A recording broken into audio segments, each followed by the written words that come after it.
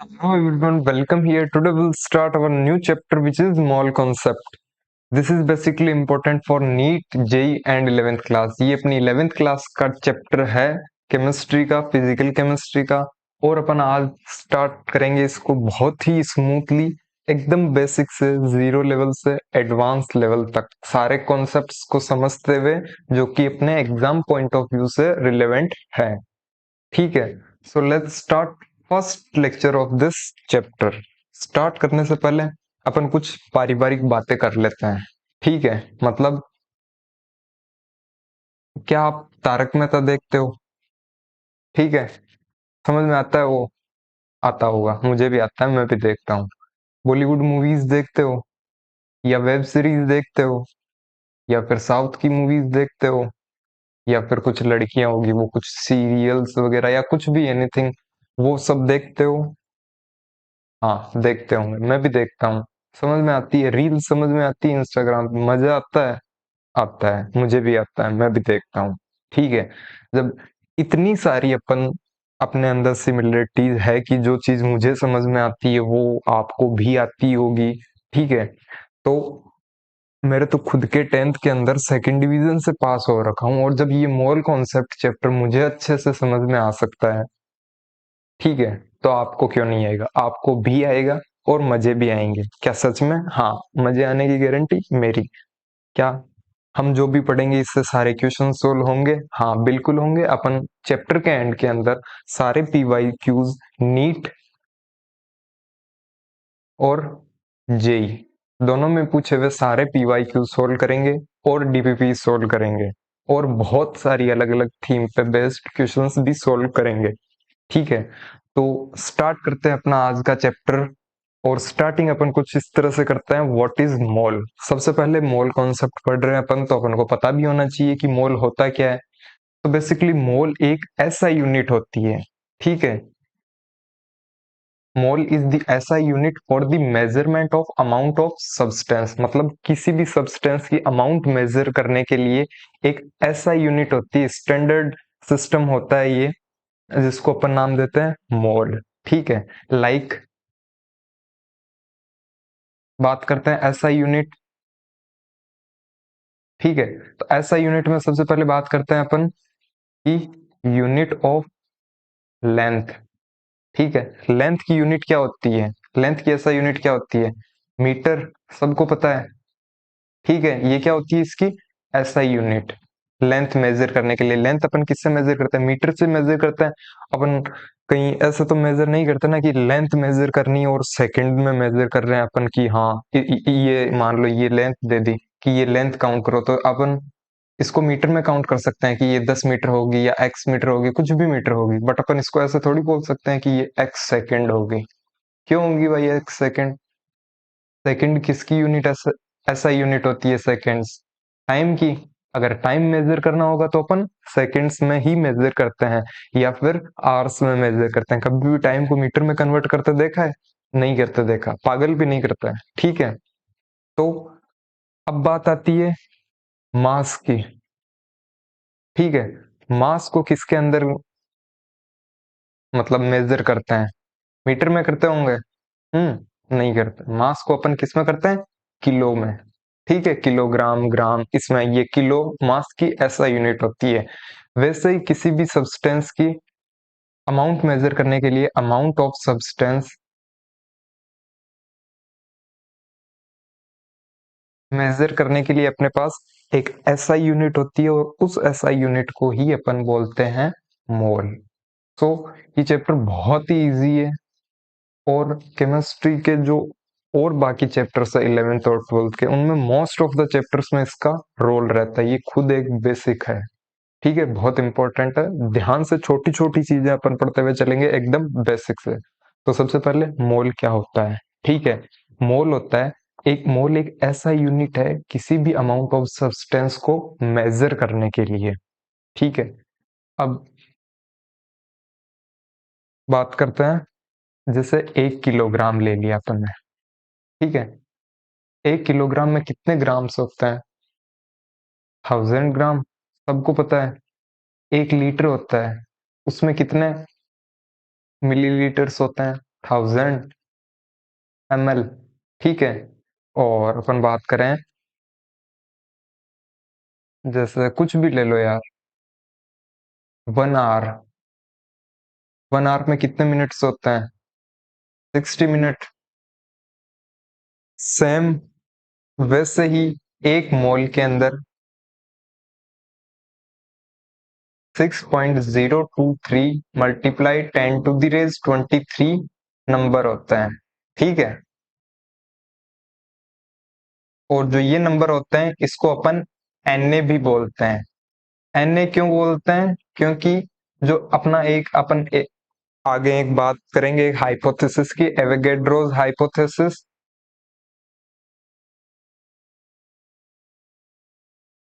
Avogadro's hypothesis, उसके according Avogadro number होता है, वो क्या होता है?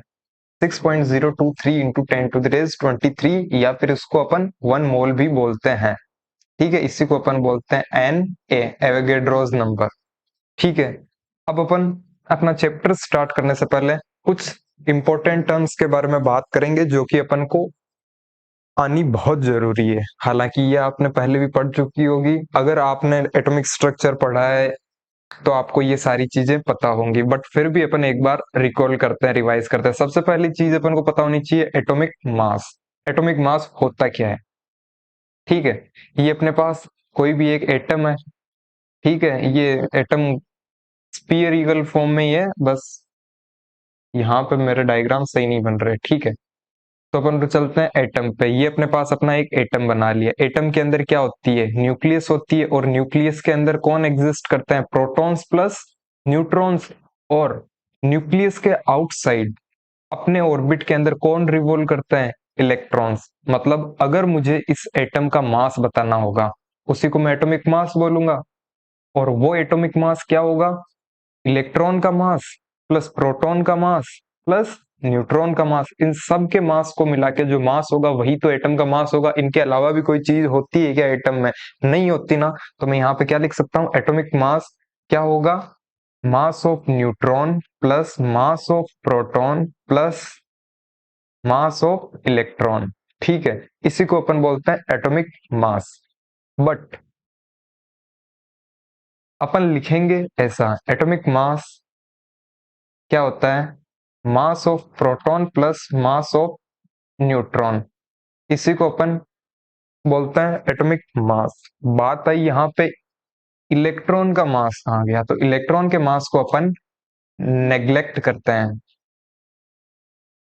क्यों करते हैं नेग्लेक्ट? वो भी बात करते हैं रीजन,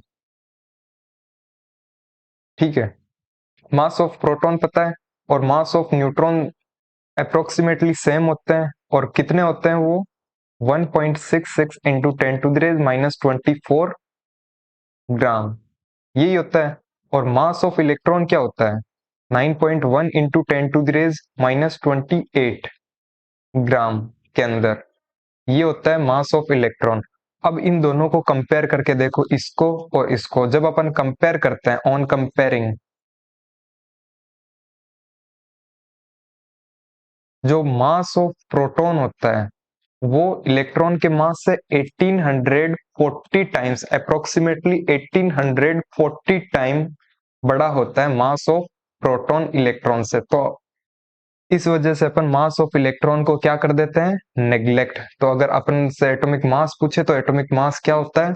किसी भी एटम का मास जो कि किस किस पे डिपेंड करता है? Mass of proton plus mass of neutron, ठीक है। ये बात होती है अपनी एटॉमिक मास की। अब इसी के अंदर एक अपने टर्म आती है जिसको अपन देखते हैं एएमयू से। कहीं पे लिखा हुआ आएगा ऐसा एएमयू, ठीक है। एएमयू होता क्या है? एएमयू की फुल फॉर्म होती है एटॉमिक मास यूनिट, ठीक है। नाम से ही पता चल रहा है एटम की एक यूनिट का मास, सॉरी एक एटम की यूनिट का जो मास होगा उसी को अपन बोलते हैं एएमयू। मतलब क्या बोल सकते हैं अपन इसको? मास ऑफ वन एटम, ठीक है। ये होता है अपना एएमयू। अब एएमयू को अपन मास को अपन कैलकुलेट किस में करते हैं, एएमयू के अंदर करते हैं। ये सब चीजें अगर आपके समझ में ना आए तो भी एक बार के लिए ये जो अपना फर्स्ट वीडियो है ये एक बार आप कंप्लीट करो, ठीक है। ये चीजें धीरे धीरे जब अपन अपनी हैबिट में लाएंगे, प्रैक्टिस में लाएंगे, क्वेश्चंस करेंगे, तब अपने आप क्लियर होंगी, ठीक है। और मैं बार बार समझा दूंगा। एक अपना होता है स्टैंडर्ड, ठीक है। जैसे अपन ने ये स्टैंडर्ड बना लिया, ठीक है। ये मेरे पास कोई कंटेनर है 5 लीटर का। अब मैं बोलूं कि मेरे को इसके अंदर पानी डालना है, ठीक है, और मेरे को 10 लीटर पानी चाहिए, तो मैं क्या करूंगा, इसको पूरा फिल कर दूंगा। कितना हो जाएगा, 5 लीटर, और उसको किसी कंटेनर, बड़े कंटेनर में डाल दूंगा, और फिर एक बार और इसको फिल करूंगा, फुल कंप्लीटली फिल करूंगा और उस कंटेनर में डाल दूंगा। तो मेरे पास ये एक स्टैंडर्ड है 5 लीटर का, इससे मैं मेजर कर रहा हूँ। वैसे ही मास मेजर करने के लिए अपने पास एक स्टैंडर्ड होता है। वो स्टैंडर्ड क्या होता है, 1/12 multiply mass of 1C12 atom, मतलब कार्बन का 12th आइसोटोप, ठीक है। जैसे अब मेरे को पूछ ले कि मास ऑफ 1 नाइट्रोजन एटम बताओ, क्या होगा। मैं क्या करूंगा, मेरे को इसका मास नंबर तो पता है, ठीक है। जो यहाँ पे होता है नाइट्रोजन का, जैसे 14, ये होता है मास नंबर, ये ग्राम वगैरह में किसी में नहीं होता, ये मास नंबर होता है। अब मैं क्या लिखूंगा यहाँ पे, अगर मेरे को एक नाइट्रोजन एटम का मास बताना है, तो वो मैं कैसे कैलकुलेट करूंगा, 14 multiply 1/12 into mass of 1C12 atom, ठीक है। इससे मेरे को एक नाइट्रोजन एटम का मास पता चल जाएगा। सिमिलरली अगर मेरे से पूछे कि मास ऑफ 1 सोडियम एटम बताओ, ठीक है, तो ये कैसे बताएंगे, सोडियम का मास नंबर क्या होता है, 23।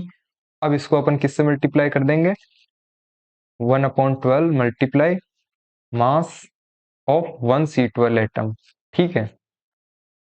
अब जो ये अपना, एक सेकेंड पेन चेंज कर लेते हैं। ये जो अपना 1/12 मास ऑफ 1C12 एटम जो अपन ये स्टैंडर्ड लिया, ठीक है, ये किसके इक्वल होता है, एएमयू के, ठीक है, मास ऑफ 1 एटम के।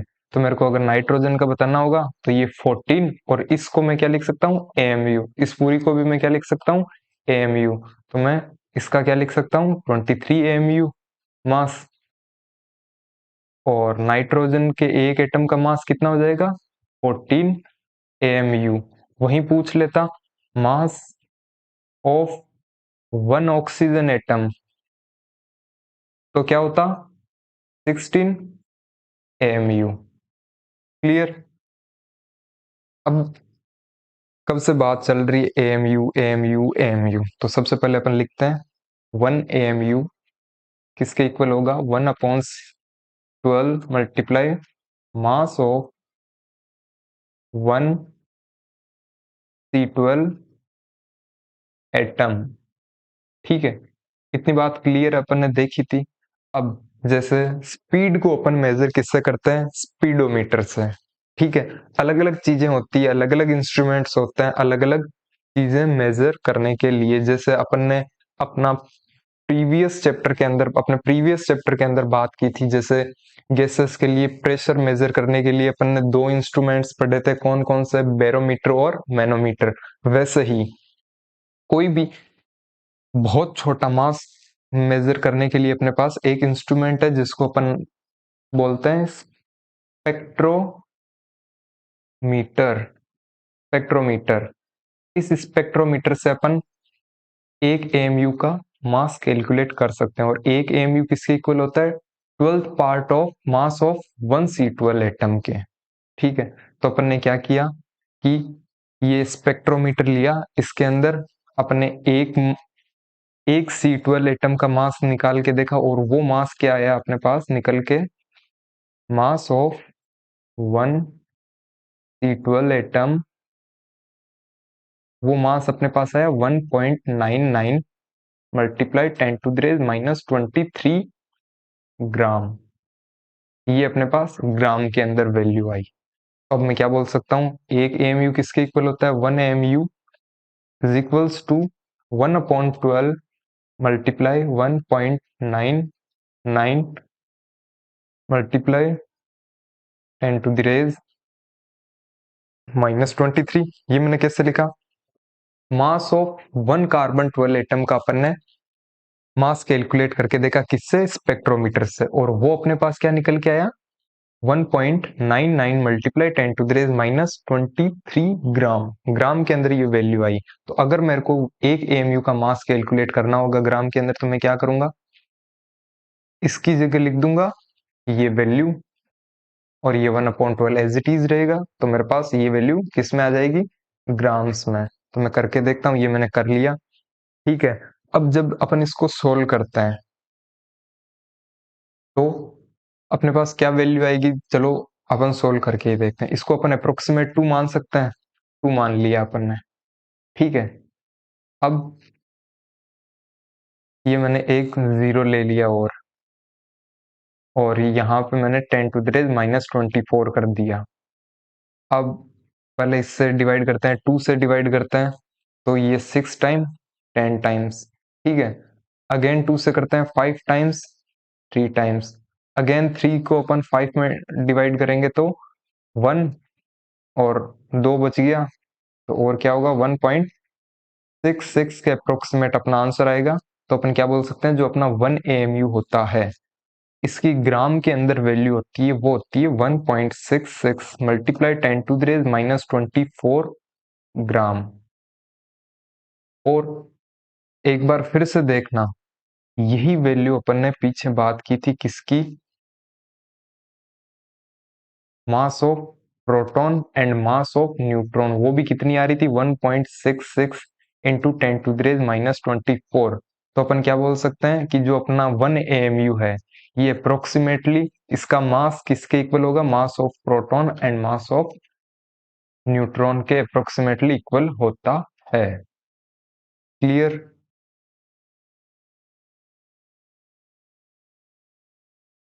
एक सेकेंड, अब अपन बात करते हैं, जैसे अपन एक एग्जांपल से समझते हैं। अपन को बोल दे कि मास ऑफ 1 ऑक्सीजन एटम क्या होगा, मास ऑफ 1 ऑक्सीजन एटम बताओ वो क्या होगा। तो ऑक्सीजन का कितना होता है, 16 मास नंबर, और अपन को एक एटम का पूछा है, तो अपन क्या लिखेंगे, एएमयू। ठीक है, एएमयू से मल्टीप्लाई कर देंगे, तो 16 एएमयू, और इसको क्या बोल सकते हैं, 16 मल्टीप्लाई एएमयू की वैल्यू क्या होती है, 1.66 मल्टीप्लाई 10⁻⁻24। ये अपना फाइनल आंसर आएगा, और वो किस में आएगा, ग्राम के अंदर। ठीक है, ये सारी बातें हो गई अपनी एटॉमिक मास से रिलेटेड। एटॉमिक मास अपन किस में कैलकुलेट करते हैं, एएमयू के अंदर कैलकुलेट करते हैं। अब अपन चलेंगे अपने रिलेटिव एटॉमिक मास के बारे में बात करेंगे, डिस्कशन करेंगे। बट रिलेटिव एटॉमिक मास के बारे में बात करने से पहले अपन को पता क्या होना चाहिए, क्या होना चाहिए, रिलेटिव मास क्या होता है। रिलेटिव मास के बारे में अगर अपन को पता होगा, तो अपन रिलेटिव एटॉमिक मास को भी इजीली समझ सकते हैं। ठीक है, तो रिलेटिव मास समझने के लिए मैं यहाँ पे दो लड़कियां बना रहा हूं, ये पहली और ये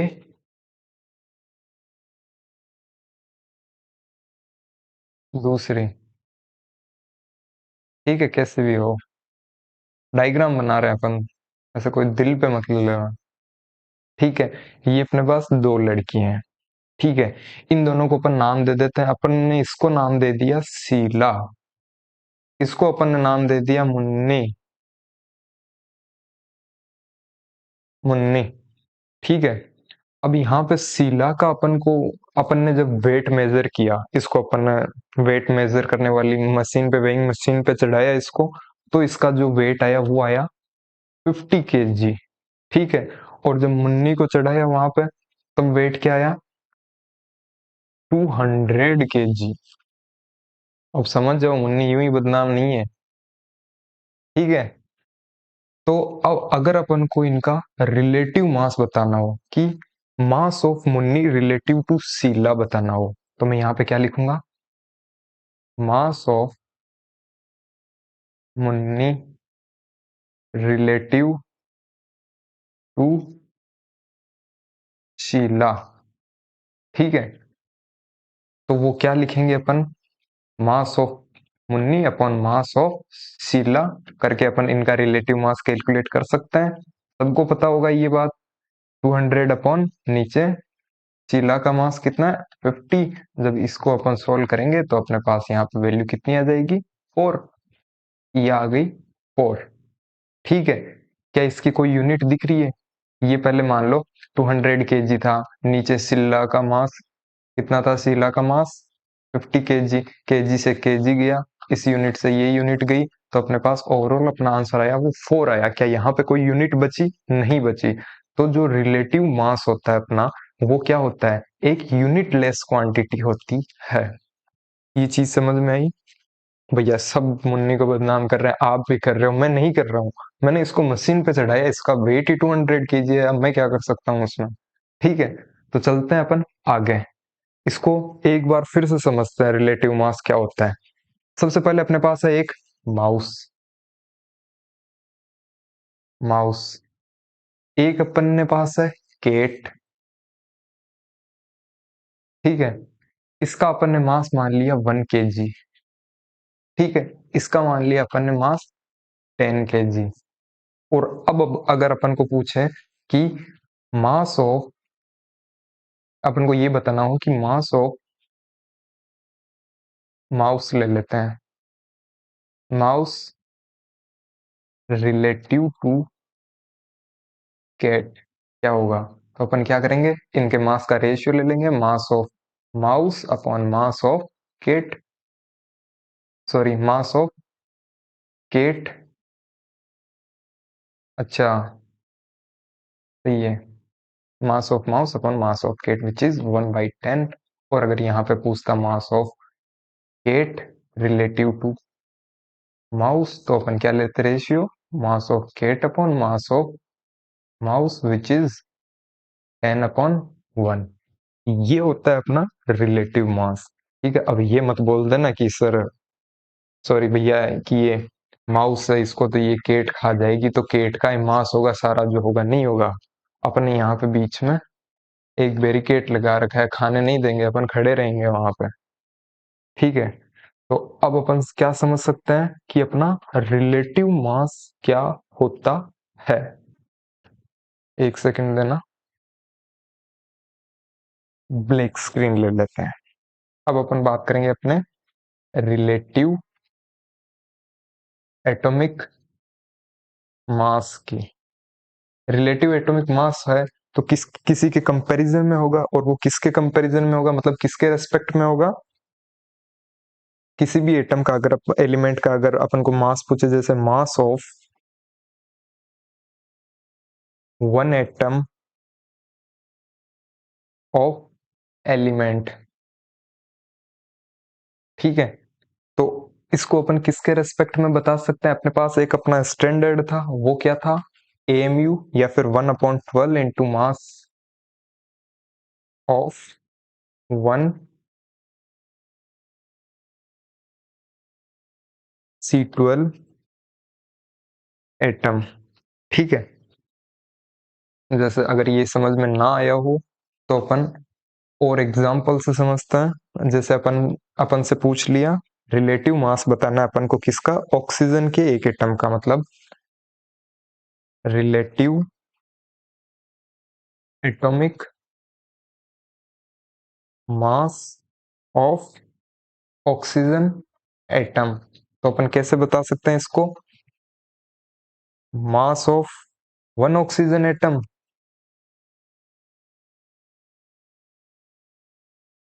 इसके रेस्पेक्ट में 1/12 multiply mass of one C12 atom.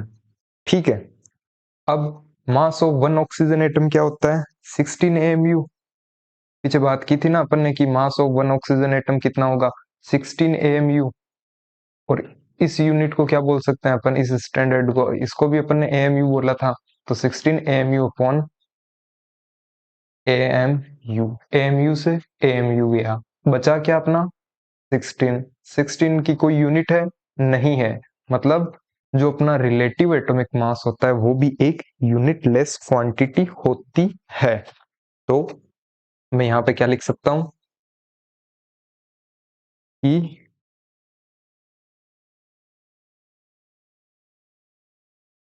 Relative atomic mass will be a unit less quantity. ठीक है। अब अगेन अगर समझ में ना आए तो अपन फिर से एक बार एक एग्जांपल और ले लेते हैं कि relative mass of nitrogen atom का पूछ ले अपन से क्या होगा, तो वो क्या होगा, नाइट्रोजन के एक एटम का मास वो कितना होता है 16 एएमयू अपॉन नीचे अपना वही standard 1/12 mass of one carbon 12 atom which is also 1 AMU. AMU से एएमयू गया, सॉरी ये 14 होगा यहाँ पे। ठीक है, तो यहाँ पे अपना आंसर क्या आएगा 14। कोई यूनिट है नहीं, ये यूनिट लेस क्वांटिटी है। और ये जो 14 है ये अपना क्या है, जिसकी कोई यूनिट ना हो वो अपना क्या होगा, रिलेटिव एटॉमिक मास। ठीक है, एटॉमिक मास देख लिया अपने क्या होता है, किस में कैलकुलेट करते हैं, ग्राम्स में, एएमयू में, सारी चीजें पता है। बात आई फिर रिलेटिव एटॉमिक मास की, रिलेटिव एटॉमिक मास क्या होता है, यूनिट लेस क्वांटिटी होती है। ठीक है, अब अपन चलेंगे एक एग्जाम्पल पे। अपने पास ये ऑक्सीजन है, ठीक है, ऑक्सीजन का एक तो दे रखा है 16 लिखा हुआ है एक जगह, एक जगह लिखा हुआ है 16 एएमयू। अब इन दोनों में मुझे ये बताओ कि 16 कौन सा मास होगा और 16 एएमयू कौन सा मास होगा। ऑक्सीजन का मास नंबर कितना होता है 16, ये क्या होता है मास नंबर। ठीक है, और एएमयू से मल्टीप्लाई कर दिया, मतलब ये क्या है mass of one oxygen atom. एक ऑक्सीजन के एटम का मास 16 एएमयू। अगर सिर्फ 16 लिखा हुआ हो, कोई यूनिट नहीं है, मतलब यूनिट लेस क्वांटिटी है, तो ये क्या होगा ऑक्सीजन का रिलेटिव एटॉमिक मास। क्लियर। अब अपन बात करेंगे मोलिकुलर मास की। ठीक है, मोलिकुलर मास क्या होता है, तो मोलिकुलर मास क्या होता है, सम of the atomic masses of all the elements present in a molecule। मतलब ये अपने पास जैसे कोई भी H2O मॉलिक्यूल है, ठीक है, H2O मॉलिक्यूल के अंदर कौन कौन से एलिमेंट्स है, दो तो हाइड्रोजन एलिमेंट्स है और एक ऑक्सीजन एलिमेंट्स है, सॉरी एक ऑक्सीजन एलिमेंट है। इन सबको, इन सब के मास को, एटॉमिक मास को जब अपन ऐड कर देते हैं, ये यहाँ पे ये सम नहीं है, ये वाला है सम, एडिशन वाला। ठीक है, जब अपन इनके सब के एटॉमिक मासेस को ऐड कर देंगे तो अपने पास क्या आ जाएगा, इस मॉलिक्यूल का मॉलिक्यूलर मास। जैसे कैलकुलेट करके देख लेते हैं, H2O का देखते हैं, इसमें कितने हाइड्रोजन है, हाइड्रोजन का एटॉमिक नंबर क्या होता है 1 है, कितने दो हाइड्रोजन एटम, प्लस ऑक्सीजन का कितना एटम है एक, और इसका क्या होगा 16 मास नंबर, तो यहाँ पे ओवरऑल क्या हो जाएगा 18।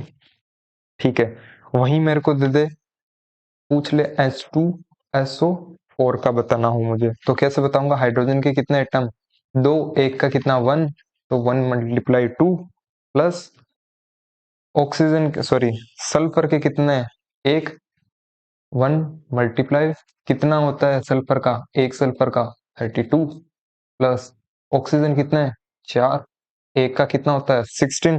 तो जब अपन सबको ऐड करेंगे तो अपने पास क्या आ जाएगा 98। ठीक है, ये आ गया अपने पास मास नंबर। अब वहीं पे वापस अपन बात करते हैं H2SO4। ये अभी अपन ने बात की थी, ये दे रखा हो और एक जगह लिखा हुआ हो 98 और एक जगह लिखा हुआ हो 98 AMU। अब अपन से पूछ ले ये कौन सा मास है और ये कौन सा मास है। ठीक है, तो ये जो AMU वाला मास होता है वो क्या होगा, मास of one H2SO4 molecule.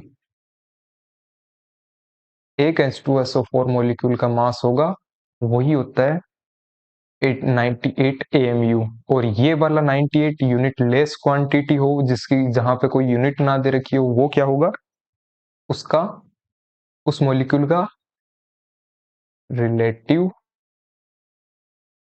Molecular mass, relative molecular mass. अब बोल दे कि सर ये तो एटम का था और अपन इसको यहाँ पे पूछ ले कि सॉरी, अब कुछ ज्यादा ऐसे इंटेलिजेंट होंगे वो क्या बोलेंगे कि भैया ये तो एएमयू है, एटॉमिक मास यूनिट है, और ये अपन बात कर रहे हैं मॉलिक्यूल की, तो ठीक है अपन इसको एएमयू भी बोल सकते हैं, और या फिर ये 98 यू भी लिखा हुआ कहीं दिखाई दे सकता है। यू का मतलब होता है यूनिफाइड मास।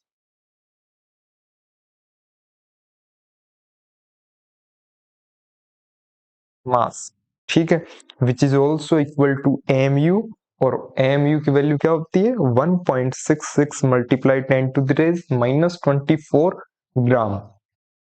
ये अपनी सारी बातें हो गई किससे रिलेटेड, मोलिक्यूलर मास से रिलेटेड। अब एक और छोटी सी टर्म के बारे में बात करेंगे, वो अपनी टर्म है मोलर मास। मोलर मास क्या होता है देखेंगे अपन।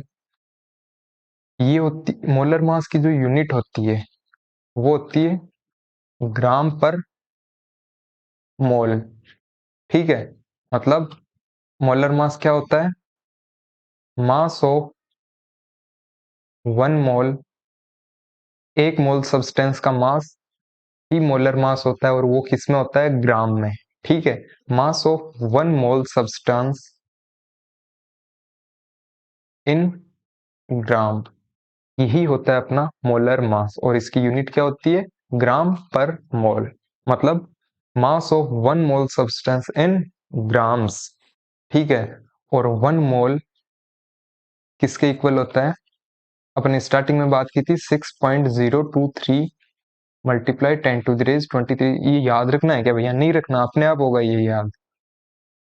आप तो बस ये दिखे तो सोच लो, मैं तो नहीं याद करूंगा इसको, बस एक बार पढ़ लो इसे, अपने आप होगा ये, क्योंकि हर जगह काम में आएगा। तो वन मोल किसके इक्वल होगा, 6.023 into 10 to the raise 23 particles या नंबर। अब ये पार्टिकल नंबर किसके हो सकते हैं, ये एटम्स भी हो सकते हैं, मॉलिक्यूल्स भी हो सकते हैं, और आयंस भी हो सकते हैं। ठीक है, और जो ये नंबर होता है इसी को अपन एवोगैड्रो नंबर भी बोलते थे। ठीक है, जिसको अपन किससे डिनोट करते हैं, एन ए से। जैसे कि अपने पास यहाँ पे 10 ग्राम दे रखा हो, ठीक है, इसका मोलर मास क्या होगा, मोलर मास, तो इसको मोलर मास क्या होगा, 10 ग्राम मल्टीप्लाई बाई एन कर देंगे, तो ये एक मोल का मास आ जाएगा। 10 kg है तो इसका क्या होगा, अगेन 10 × Na कर देंगे, तो ये गलत हो जाएगा। क्यों, क्यों बताता हूं, अभी बताता हूं। ऊपर देखो अपने क्या लिखा है, यूनिट क्या थी, ग्राम पर मोल, यहाँ पे क्या हो गया, किलोग्राम पर मोल। सेकंड, अपने यहाँ पे डेफिनेशन के अंदर भी क्या लिखा था, mass of one mole substance in gram. मतलब जो अपना मास है वो अपन किस में लेंगे, ग्राम्स के अंदर ही लेंगे। तो अपने पास ये 10 kg है, इसमें अगर अपन को यहाँ पे अब मोलर मास पूछ ले, किसी सब्सटेंस का 10 kg वेट है और यहाँ पे मोलर मास पूछ ले कि उसका मोलर मास क्या होगा, तो मोलर मास क्या होता है, एक मोल सब्सटेंस का मास, और एक मोल का कितना होगा, सबसे पहले इसको ग्राम में कन्वर्ट करेंगे, तो ये 10,000 ग्राम मल्टीप्लाई एन ए, ये हो जाएगा। ठीक है, अगेन मैं यहाँ पे क्या लिख सकता हूँ, मोलर मास क्या होता है, अभी अपन ने देखा, मास ऑफ 1 यूनिट, और वो किस में, ग्राम्स में, मल्टीप्लाई Na। ऐसे ही अपन मोलर मास कैलकुलेट कर सकते हैं।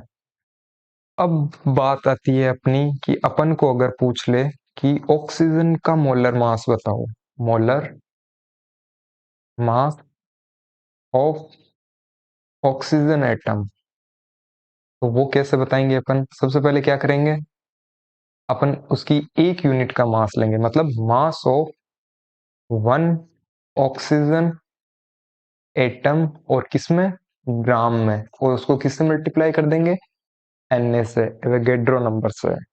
तो ये अपना क्या हो जाएगा, मास ऑफ सब्सटेंस इन 1 मोल, ठीक है, इन ग्राम्स। तो यहाँ पे मास ऑफ 1 ऑक्सीजन एटम किसमें होता था, AMU के अंदर, और 16 AMU मल्टीप्लाई Na। क्या अपन इन सब की वैल्यू लिख के देखें, बिल्कुल लिखेंगे। तो लिखते हैं 16 मल्टीप्लाई AMU की यूनिट क्या होती है, 1.66 मल्टीप्लाई 10⁻⁻24, किसमें, ग्राम में, और यही वैल्यू होती थी मास ऑफ प्रोटॉन और मास ऑफ न्यूट्रॉन की भी। Na की वैल्यू लिखेंगे यहाँ पे, वो क्या होती है, 6.023 मल्टीप्लाई 10⁻23, ठीक है। अब जब इस वैल्यू को अपन सोल्व करके देखते हैं, ठीक है, तो वो क्या आता है अपने पास, 1। इनको सोल्व करने पे इनका जो मल्टीप्लीकेशन होगा वो 1 आएगा। तो मैं यहाँ पे क्या बोल सकता हूँ, और ये किस में थे, ग्राम में, तो मैं क्या बोल सकता हूँ यहाँ पे, मोलर मास ऑफ ऑक्सीजन कितना होगा, 16 ग्राम, ठीक है। समझ में आया कुछ, नहीं आया होगा तो क्या करेंगे, नहीं आया तो छोड़ देंगे, नहीं छोड़ेंगे तो क्यों, एक बार और देखेंगे, ट्राई करेंगे। तो करते हैं, अगेन अपन से पूछ ले, मोलर मास ऑफ सल्फर बताओ, ठीक है। तो क्या करेंगे, सल्फर की एक यूनिट का मास जो कि कितना होता है, 32 AMU ग्राम में, मल्टीप्लाई Na से कर देंगे, तब मोलर मास में कन्वर्ट हो जाएगा ये, और ये किस में आएगा अपने पास, ग्राम के अंदर। इन दोनों को मल्टीप्लाई करने पे कितना आता था, 1। तो ये सल्फर का मोलर मास कितना हो जाएगा, 32 ग्राम। वहीं पे अपन को बोल देता कि मोलर मास बताओ, अपन बोलते किसका बताएं, वो बोलता सोडियम का बताओ। तो अपन क्या बोलते, उसकी एक यूनिट का मास जो कि 23 मल्टीप्लाई AMU मल्टीप्लाई Na, से Na को मल्टीप्लाई करने पे अपने पास आता था 1, और वो ग्राम में आता था, तो इसका क्या हो जाएगा, 23 ग्राम। अगेन वो अपन से पूछता कि मोलर मास बताओ, अपन उसको बोलते हैं कि किसका मोलर मास बताना है, वो बोलता है कि मेरे को नाइट्रोजन का मोलर मास बताता हो, तो अपन बहुत इजीली बता देते उसको, एक यूनिट का 14 और फिर ग्राम, ठीक है। वो अपन को बोल देता मोलर मास बताओ, अपन पूछते उससे कि किसका बताएं, अब हम परफेक्ट हो गए हैं, तू पूछ बस। वो पूछता कार्बन का बताओ, तो अपन उसको बोल देते 12 ग्राम होगा, ठीक है। ये समझ में आ गई, और इन सब को समझ के अपना जो कंक्लूजन आया वो अपने पास क्या आया, कि जो एक AMU होता है उसको अगर अपन Na से मल्टीप्लाई करें तो ये 1 के इक्वल आती है। मतलब क्या बोल सकते हैं, 1 AMU is equals to 1/Na भी बोल सकते हैं इसको, ग्राम, ठीक है। ये सारी बातें हुई अपनी किससे रिलेटेड, मोलर मास से, या फिर मोलिकुलर, सॉरी, मोलर मास, या मोलर मास को वेट भी बोल सकते हैं, तो मोलर मास या मोलर वेट, जिसको अपन कुछ आगे यू डिनोट करेंगे, MW मोलर वेट, ये मोलर मास ही होगा, क्लियर। अब अपने पास जैसे अगला पूछ ले, क्या पूछ ले, ब्लैक स्क्रीन लेते हैं, उस पर देखेंगे वो क्या पूछता है, बता देंगे अपन भी। वो दे देता ऑक्सीजन, और ऑक्सीजन के 3 पेयर निकाल देता, ठीक है। ऐसा 3 तीर निकाल देता ऑक्सीजन में से, यहाँ पे तो दे देता 16, यहाँ पे दे देता 16 AMU और यहाँ पे दे देता 16 ग्राम। और पूछता कौन सा इनमें से एटॉमिक मास है, कौन सा इसमें से रिलेटिव एटॉमिक मास और कौन सा इनमें से मोलर मास है। तो अपन इजीली बता सकते हैं यूनिट लेस मतलब रिलेटिव एटॉमिक मास, 16 AMU मतलब मास ऑफ वन ऑक्सीजन एटम, 16 ग्राम दे देता मतलब अरे यार 16 ग्राम, अब सॉरी वो पेज तो दोबारा जो ऐसा चले गए पेज वो लौट के नहीं आएंगे वापस, बिल्कुल।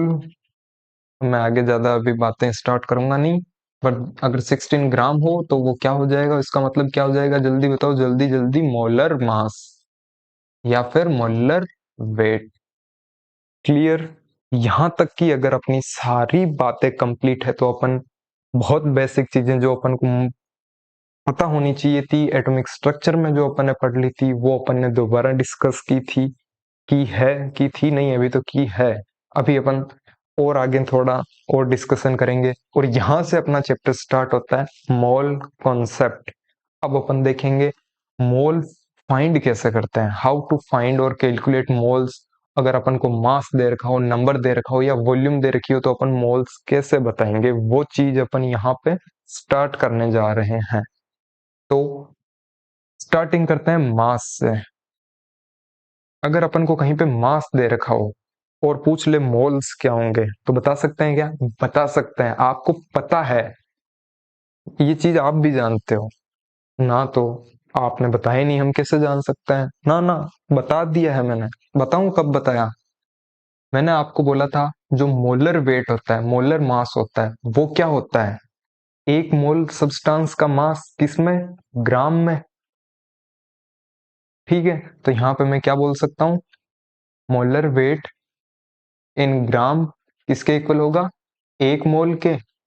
हाँ ये तो पता है हमें, ये पता है तो बताओ, अगर मोलर वेट 1 ग्राम हो, यहाँ पे मोलर वेट की जगह 1 ग्राम का मास बताना हो मेरे को, तो ये चला जाएगा नीचे, ये यहाँ पे आ जाएगा 1/mw मोल, ठीक है। तो ये तो 1 ग्राम का बता दिया। अब अपन को कुछ भी दे दे, वो W ग्राम दे दे या X ग्राम दे दे, X ग्राम मान लो, X ग्राम दे दे अपन को मास और पूछ ले मोल्स बताओ, बता सकते हैं, हाँ बता सकते हैं। इधर भी क्या आ जाएगा, X ग्राम अपॉन मोलर वेट, और ये आ जाएगा अपना मोल।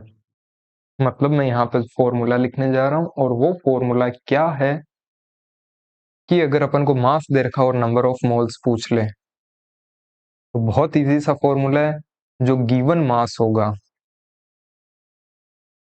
उसमें अपन किसका डिवाइड देंगे, मोलर मास, ठीक है। मतलब कुछ भी अगर X ग्राम मास दे रखा हो, W ग्राम मास दे रखा हो, उसमें अपन मोलर मास से डिवाइड कर देंगे तो अपने पास क्या आ जाएंगे, मोल्स। और गिवन मास हमेशा किस में होना चाहिए, ग्राम्स में, कभी भी किलोग्राम में अपन को डायरेक्ट नहीं लेना है, ठीक है। ये हमारे समझ में आ गया। अगर आ गया तो ये बताओ, अगर मास दे रखा हो और मोल्स पूछ ले तो कैसे बताएंगे, मास किस में दे रखा होना चाहिए, सबसे पहली बात तो ग्राम्स में लेंगे, और मोल्स बताने हो तो कैसे बताएंगे, सीधी सी बात है, उस मास में डिवाइड कर देंगे, किससे, मोलर मास से। तो डिवाइड करने पे मोल्स आ रहे हैं तो वापस मल्टीप्लाई करने से मास आ जाएगा। तो अगर अपन को मोल्स गिवन हो और मास पूछ ले तो अपन क्या कर देंगे, मल्टीप्लाई किससे, मोलर मास से। ये सब तो बहुत होज पोज हो रहा है, खिचड़ी हो रही है, खिचड़ी बन रही है, हमें तो समझ में ही नहीं आ रहा, तो नहीं आएगा, धीरे धीरे आएगा जब अपन क्वेश्चन प्रैक्टिस करेंगे। अगले वीडियो से, उससे अगले वीडियो से मोल के कॉन्सेप्ट्स क्लियर होने स्टार्ट करेंगे, और मोल किसी के भी पढ़ाने से समझ में नहीं आता, आप जब तक खुद प्रैक्टिस नहीं करोगे ज्यादा से ज्यादा क्वेश्चंस की, ठीक है। तो क्या आप तो पढ़ाओ ही मत फिर, ना ना, ऐसे मेरा तो काम है, मैं तो ऐसे थोड़ी सी हेल्प कर देता हूँ आपकी, ठीक है ठीक है। कोई क्वेश्चन भी करवा दो, क्वेश्चन करवाते हैं ना। उससे पहले यहाँ पे अपन एक एग्जाम्पल और लेते हैं। वो क्या लेते हैं कि जैसे अपन को एग्जाम्पल में पूछ लें कि 10 ग्राम CaCO3 दे रखा हो और अपन को बोले कि इसमें कितने मोल्स होंगे। तो सबसे पहले मोल्स का फॉर्मूला क्या होता है, अगर मास दे रखा हो तो given mass on molar mass से डिवाइड कर देंगे। तो गिवन मास कितना है 10, मोलर मास क्या होगा CaCO3 का मोलर मास क्या होगा, Ca का कितना होता है 40 प्लस C का कितना होगा कार्बन का, C कार्बन है यहाँ पे है ना, C कार्बन कितना होगा 12 प्लस ऑक्सीजन के कितने एटम्स है 3, एक ऑक्सीजन का कितना होता है 16, 3 का कितना होगा 48, 48। ये ओवरऑल कितना हो जाएगा, ये हो जाएगा 60 और 40 100 ग्राम।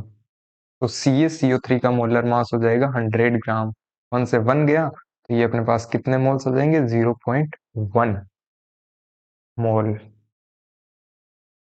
अब अपन वापस क्रॉस चेक करते हैं मोल से, अगर अपन को अगर मास पूछे CaCO3 का कितना मास होगा 0.1 मोल में।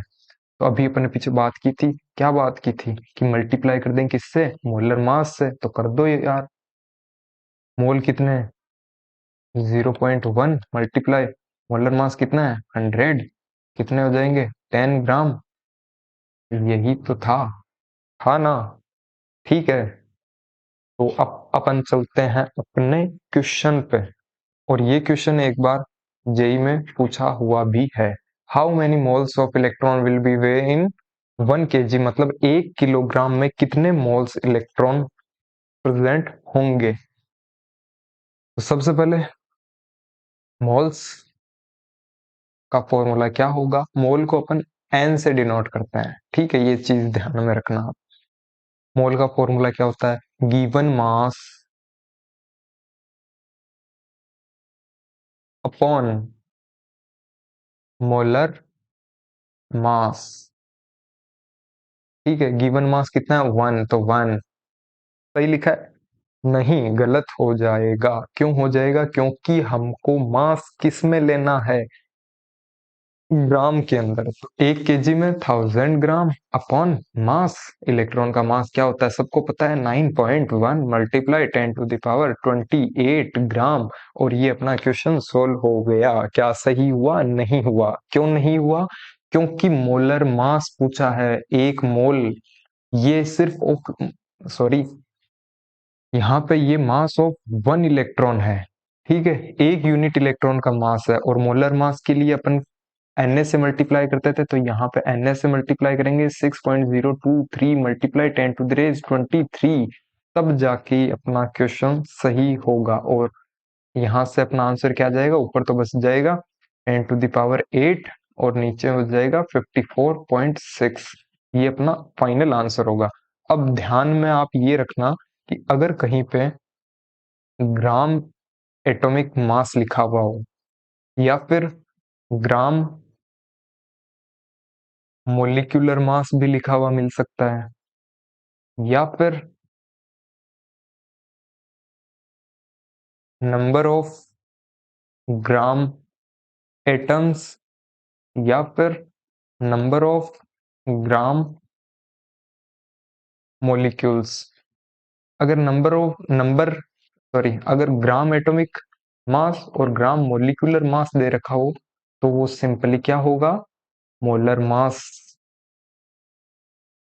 और अगर नंबर ऑफ ग्राम एटम्स या फिर नंबर ऑफ ग्राम मोलिक्यूल्स दे रखा हो तो वो क्या होगा, नंबर ऑफ मोल्स। ये याद ही नहीं हो रहा, नहीं होगा तो क्वेश्चन करेंगे तब होगा, धीरे धीरे होगा। ऐसा पैदा होते ही सारी चीजें थोड़ी आती है, टाइम लगता है, टाइम के साथ सारी चीजें सीखते हैं, या फिर पैदा होते ही सब कुछ सीख जाते हैं। ठीक है, तो आप टाइम दो, इस चैप्टर को भी टाइम दो, आराम से सारी चीजें समझ में आएगी, 1 बाय 1 हम ट्राई करेंगे साथ में मिलके, ठीक है।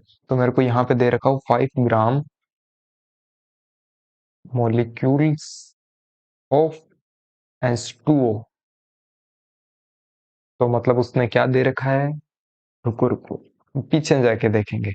Number of gram atoms, number of gram molecules का मतलब मोल्स ही होता है, उसने मोल्स ही दिए अपन को, बस वो लैंग्वेज चेंज कर रहा है। मतलब यहाँ पे उसने क्या दे रखा है, 5 मोल H2O। क्लियर? ठीक है, इतनी बातें अपने समझ में आ गई। अब अपन ने किससे मोल कैलकुलेट करना सीख लिया, मास से। अब अपन किससे सीखेंगे, और पार्टिकल्स देखेंगे। पार्टिकल्स के लिए और बात कर लेते हैं। क्या ये आपने पढ़ा रखा है? हाँ बिल्कुल पढ़ा रखा है। कब पढ़ाया? अभी पढ़ाया, जस्ट थोड़ी देर पहले पढ़ाया। क्या पढ़ाया? मैंने आपको एक चीज बोली थी कि Na पार्टिकल किसके इक्वल होते हैं, 1 मोल के। हाँ ये तो हमें पता है। तो एक पार्टिकल का पूछ ले अपन को, एक पार्टिकल में कितने मोल्स होंगे, तो कितने होंगे, 1/Na मोल। और अगर वो कुछ भी नंबर दे दे पार्टिकल का, n नंबर पार्टिकल दे दे, इनका मोल पूछ ले, तो ये क्या हो जाएगा, n/Na मोल्स। अरे वाह, ये तो हमें पता है। मोल्स निकल गए, बहुत इजी है। कैसे निकले, फॉर्मूला लिखते हैं अपन अच्छे से। और वो फॉर्मूला अपना क्या होगा, नंबर ऑफ मोल्स अगर पूछे किसके लिए, अगर कोई पार्टिकल दे रखा हो, नंबर दे रखा हो अपन को, तो अपन क्या लिखेंगे, given number of particle upon Na, Avogadro's number. ठीक है, या फिर अपन इसको बोल सकते हैं n/Na। क्लियर? अगर मास मास से मोल पूछता तो किससे डिवाइड करते हैं अपन, मोलर वेट से, मोलर मास से। और मोल से मास बताना होता तब मल्टीप्लाई कर देते हैं, किससे, मोलर मास से। वहीं अब अपन को दे दिया कि n पार्टिकल्स दे दे और मोल्स पूछ ले, तो क्या करेंगे, किससे डिवाइड कर देंगे, Na से। वहीं मोल दे रखे हो और n पार्टिकल्स पूछे कि कितने पार्टिकल्स होंगे इतने मोल में, तो क्या करेंगे, उसको Na से मल्टीप्लाई कर देंगे। आ जाएगा क्या, आ जाएगा। क्वेश्चन भी देख लेते हैं, बिल्कुल देख लेते हैं। Calculate number of atoms in 16 gram helium. ठीक है, 16 ग्राम हीलियम के अंदर अपन को नंबर ऑफ एटम्स बताना है। एटम्स बताने के लिए अपन सबसे पहले क्या करेंगे, कुछ भी करना हो सबसे पहले मोल्स पे आना है अपन को। तो सबसे पहले मोल्स निकालेंगे हीलियम के। तो ग्राम में दे रखा है 16 अपॉन हीलियम का मोलर मास कितना होता है, given mass upon molar mass of helium is 4। तो ये अपने पास कितने आ जाएगा, 4 मोल। 4 मोल हीलियम के अंदर नंबर ऑफ एटम्स कितने होंगे। ठीक है, थोड़ा थोड़ा पीछे चलते हैं। मोल्स दे रखे हो और नंबर पूछे हो, तो क्या करेंगे, मल्टीप्लाई किससे, Na से। ठीक है, कर देंगे, तो 4 × Na करने से क्या अपना फाइनल आंसर आ जाएगा, हाँ इसी से तो आएगा, number of helium atoms. Easy है? हाँ नहीं लग रहा इजी, क्यों नहीं लग रहा, क्योंकि अभी आपने प्रैक्टिस की नहीं है। जब आप भी प्रैक्टिस करोगे आपको भी इजी लगेगा। बात आती है सेकंड, 16U हीलियम। 16U बोले या 16 AMU बोले, बात एक ही है। तो एक एटम, 1 एटम ऑफ हीलियम के अंदर कितने AMU होते हैं, 4 AMU। ये तो पता है ना, मास नंबर, और ये AMU मल्टीप्लाई AMU, ये कितने होते हैं, एक एटम हीलियम के। ठीक है, यहाँ पे अपन को दे कितने रखे हैं, 16 AMU के अंदर कितने एटम्स होंगे हीलियम के पूछे हैं। तो यहाँ पे 4 टाइम्स है, तो इधर भी 4 टाइम्स हो जाएगा। कितने हो जाएंगे, 4 एटम्स ऑफ हीलियम। वाह, ये तो इजी है, हाँ इजी है। अब दे रखा है यहाँ पे 126 AMU HNO3 have number of oxygen atoms. इसके अंदर नंबर ऑफ ऑक्सीजन एटम्स बताने हैं। सबसे पहले वापस देखना, यहाँ पे 1 HNO3 मॉलिक्यूल की अगर बात करते हैं तो उसमें कितने होंगे, मास नंबर कितना होता है, हाइड्रोजन का 1, इसका 14, इसका 48। तो सबका ऐड करके 60 ही आ जाएगा अपने पास। तो यहाँ पे 63, और एक एटम का पूछा है तो, सॉरी एक मॉलिक्यूल का दिया है तो 63 AMU। यहाँ पे कितना दे रखा है, 126। तो यहाँ पे देखना ये 126 इसका डबल है, 126 AMU। तो 126 AMU में कितने होंगे, 2 HNO3 मोलिक्यूल, और एक HNO3 मोलिक्यूल्स में कितने एटम है ऑक्सीजन के, 3। तो 2 HNO3 मोलिक्यूल्स में कितने एटम्स होंगे ऑक्सीजन के, 6। तो अपना आंसर आ जाएगा 6 oxygen atoms present in 126 AMU HNO3। Clear? ठीक है, यहां तक की हमारे सारी बातें समझ में आ गई, कोशिश की हमने, और बाकी ये सारी चीजें पूरे चैप्टर में वापस बार बार रिवाइज होती रहेंगी तो वो अच्छे से आ जाएगी। अब मैं आपको लेके चलता हूँ अपने गैसियस स्टेट चैप्टर में। आपने कहीं ना कहीं वहां पे नाम सुना होगा आइडियल गैस इक्वेशन, या फिर आप जस्ट 11th में आए हो तो 10th में आपने एक इक्वेशन पढ़ी होगी जिसका नाम होता है आइडियल गैस इक्वेशन। और वो इक्वेशन क्या होती है मैं आपको बता देता हूँ। PV is equals to nRT, where P is the pressure, V is the volume of gas, N denotes number of moles, R होता है, क्या होता है, R होता है यूनिवर्सल गैस कांस्टेंट, T क्या होता है, टेम्परेचर होता है, किस में होता है, केल्विन में होता है। ठीक है, ये हमारे बातें समझ में आ गई, बस इतना ही समझना था। अब तो डायरेक्ट क्वेश्चन कर सकते हो, कैसे, सच में? हाँ बिल्कुल, करके दिखाता हूँ। एग्जाम्पल में अपन को दे रखा volume of 1 mole gas at STP या फिर NTP, ये पूछ ले अपन को कि वॉल्यूम बतानी है 1 मोल गैस की STP पे क्या होगी, 1 मोल गैस की वॉल्यूम STP पे क्या होगी। हाँ ये अपन कर लेंगे, बस हमको थोड़ा सा ये STP के बारे में बता दो। बिल्कुल बताते हैं। STP या NTP क्या होता है, स्टैंडर्ड टेम्परेचर प्रेशर या फिर नॉर्मल टेम्परेचर प्रेशर। ये क्या होता है, स्टैंडर्ड टेम्परेचर एंड प्रेशर, मतलब टेम्परेचर और प्रेशर का स्टैंडर्ड मेजरमेंट होता है, फिक्स होता है, और वो कितना होता है, टेम्परेचर तो लेते हैं 273 और प्रेशर कितना होगा 1 ATM।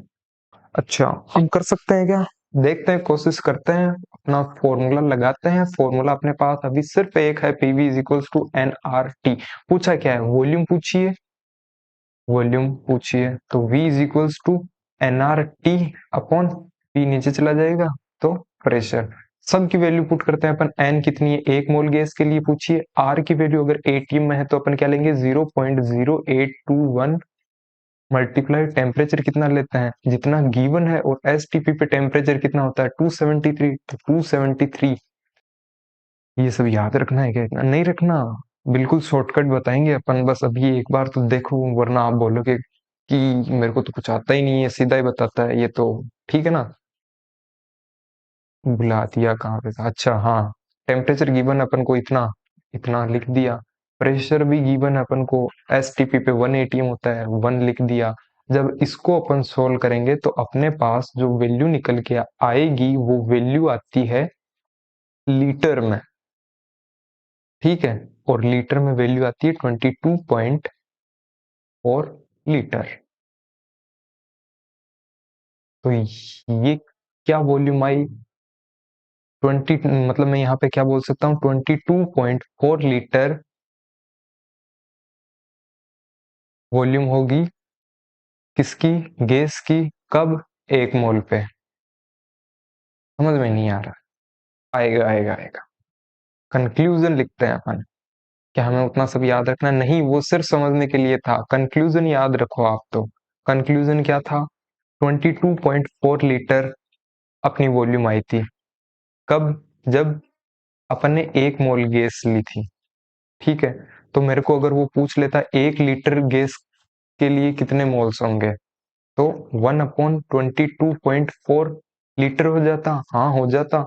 और अगर वो कोई भी वॉल्यूम दे देता लीटर में, ठीक है, कोई भी वी वॉल्यूम दे दी, और अब वो पूछ लेता कि मोल्स बताओ, तो कैसे बताते हैं, मल्टीप्लाई कर देते, यहाँ पे भी V/22.4 लीटर, और ये आ गया मोल्स, मतलब मैं यहाँ पे कंक्लूजन में क्या लिख सकता हूँ कि अगर अपन को नंबर ऑफ मोल्स पूछे तो अपने पास और एक फॉर्मूला आ गया, वो क्या है, गिवन वॉल्यूम, इसमें लीटर में कौन 22.4 लीटर, ये हमेशा ध्यान रखना लीटर में लेना है। और ये कब वैलिड है, valid only for gases at STP and NTP. हालांकि ये अलग अलग होता है बट अपने 22.4 ही काम में आता है। एक 22.7 भी आती है जब अपन टेम्परेचर 1 बार लेते हैं, वो अपन लास्ट में एक बार देख लेंगे। बट अभी आपको इतना ही ध्यान रखना है कि अगर नंबर ऑफ मोल्स पूछे किसी भी वॉल्यूम, किसी भी गैस के लिए, जो वहां पे क्वेश्चन में एसटीपी लिखा हुआ हो, तो क्या होगा, गिवन वॉल्यूम अपॉन 22.4 से डिवाइड कर देंगे। इतनी बातें क्लियर है है जब, तो मैं आपको पूछूं कि अगर वॉल्यूम दे रखी हो, किसमें दे रखी हो, लीटर में दे रखी हो, और मोल पूछे, तो कैसे निकालते हैं, डिवाइड कर देंगे किससे, 22.4 से। अगर मोल दे रखे हो, वॉल्यूम पूछी हो, तो क्या करेंगे, मल्टीप्लाई कर देंगे इससे। क्लियर, एग्जाम्पल से समझते हैं। अपन को दे रखा है 11 लीटर CO2 8 STP। ठीक है, ये क्वेश्चन में दे रखा है और नंबर ऑफ मोल्स पूछे हैं। अगर नंबर ऑफ मोल्स पूछे हैं और ये कंडीशंस अपन को गिवन है, तो नंबर ऑफ मोल्स का सबसे पहले फॉर्मूला लिखूंगा, नंबर ऑफ मोल्स। अगर एसटीपी लिखा हुआ हो, वॉल्यूम पूछी और एसटीपी लिखा हुआ हो, एसटीपी आते ही दिमाग में क्या आना चाहिए, volume in litre upon 22.4। STP या एनटीपी कहीं पे दिख जाए तो ये फॉर्मूला काम में आएगा। और अगर एसटीपी ना दिखे तो ये नहीं आएगा, ये नहीं आएगा तो क्या आएगा। तो अभी तो चैप्टर स्टार्ट हुआ है, धीरे धीरे आगे की वीडियोस में वो भी सीखेंगे। गिवन वॉल्यूम कितनी, 11.2, 11.2 लीटर कर लेना इसको। 11.2 लीटर डिवाइड किससे करेंगे, 22.4, कितना आ जाएगा, 1/2 या फिर 0.5 मोल्स। क्लियर, चीजें क्लियर है। तो यहाँ पे मैं एक कंक्लूजन लिखता हूं, और वो कंक्लूजन अपन किस में लिखेंगे, अपन ब्लैक स्क्रीन पे लिखेंगे वो। और वो क्या है, अपन ने बात की थी मोलर मास, ठीक है, जिसको अपन मोलर वेट भी बोलते हैं। ये किसके इक्वल होता है, एक मोल के। और एक मोल किसके इक्वल होता है, Na के, Na नंबर के। और एक मोल किसके इक्वल होता है, 22.4 लीटर गैस के भी इक्वल होता है। किस कंडीशन पे, एट एनटीपी एंड एसटीपी। ये अपनी क्या हो गई, समरी, जो अपन ने आज देखा, ये सारी बातें की। और इसके बाद में अपन लास्ट एक पॉइंट पे चलते हैं, वो है कि अगर अपन को मास दे रखा हो, किसमें, ग्राम में, और मास से अगर मोल्स बताने हो, तो क्या करते थे अपन, डिवाइड करते थे किससे, मोलर मास से। और मोल्स दे रखे हो और मास पूछे तो मल्टीप्लाई कर देंगे किससे, मोलर मास से। ठीक है, ठीक है, नंबर दे रखा हो और मोल्स पूछ ले, मोल्स क्या होंगे, किससे डिवाइड करते थे, Na से। मोल्स दे रखे हो, नंबर पूछ ले, किससे मल्टीप्लाई करते थे, Na से मल्टीप्लाई कर देते थे। वॉल्यूम एट एसटीपी दे रखी हो और मोल्स पूछे तो किससे मल्टीप्लाई करते थे, मल्टीप्लाई नहीं करते थे, डिवाइड करते थे। किससे डिवाइड करते थे, 22.4 लीटर से। वहीं अगर मोल्स गिवन हो अपन को और अपन से पूछे वॉल्यूम एट एसटीपी बताओ, तो अपन क्या करेंगे, मल्टीप्लाई करेंगे किससे, 22.4 से, लीटर से। अच्छा अच्छा भैया, हमें तो ये सब कुछ पता है, फिर भी आपने ये क्यों बनाई टेबल। एक तो रिवाइज हो गया, दूसरा अगर वॉल्यूम दे के मास पूछ ले वो आपको, तो आप कैसे बता सकते हो, बताओ बताओ कैसे बता सकते हो। अगर वॉल्यूम एट एसटीपी दे दिया उसने, तो मैंने क्या बोला आपको, सबसे पहले अपने सेंटर पॉइंट पे आना। अपना सेंटर पॉइंट क्या है, मोल। मोल से अपन कुछ भी निकाल सकते हैं। अपन को वॉल्यूम दे रखी हो, वॉल्यूम से अपन ने, मान लो ऑक्सीजन है 11.2 लीटर O2 दे रखी है अपन को, ठीक है, 8 STP, और अपन से पूछ ले मास इन ग्राम बताओ, तो क्या कैसे बताएंगे? सबसे पहले तो गिवन वॉल्यूम में किसका डिवाइड दे देंगे, इसका, तो यहाँ पे अपने पास मोल्स कितने आएंगे जाएंगे 0.5 मोल। अब मास बताना है अपन को, तो क्या कर देंगे, मोलर वेट से मल्टीप्लाई, तो ऑक्सीजन का क्या हो जाएगा 16 मल्टीप्लाई बाई 2, 32, तो 32 से जब मल्टीप्लाई कर देंगे मतलब 16 ग्राम आ जाएगा अपने पास, आ गया ना। अब वैसे ही मास दे रखा हो और वॉल्यूम पूछे तो कैसे कर सकते हैं, मोल पे आएंगे, मोल से मल्टीप्लाई इससे कर देंगे। वहीं अगर अपन को नंबर पता हो और अपन से क्या पूछे वो कि मास बताओ, तो क्या करेंगे, सबसे पहले तो Na से मल्टीप्लाई करके मोल्स निकाल लेंगे, और मोल्स के बाद में, सॉरी, नंबर दे रखे हो तो Na से डिवाइड करके अपन मोल्स निकाल लेंगे, और मोल्स से फिर molecular weight, molecular sorry molar mass से मल्टीप्लाई करके मास निकाल लेंगे, ठीक है। मतलब जो भी निकालना है सबसे पहले मोल पे आना है, मोल के बाद में उन सब के अपन को फॉर्मूले पता है, अपन ने देख लिए थे। और आज के वीडियो को अपन यहीं पे एंड करते हैं। Thank you so much for watching, and last thing, happy new year, bye.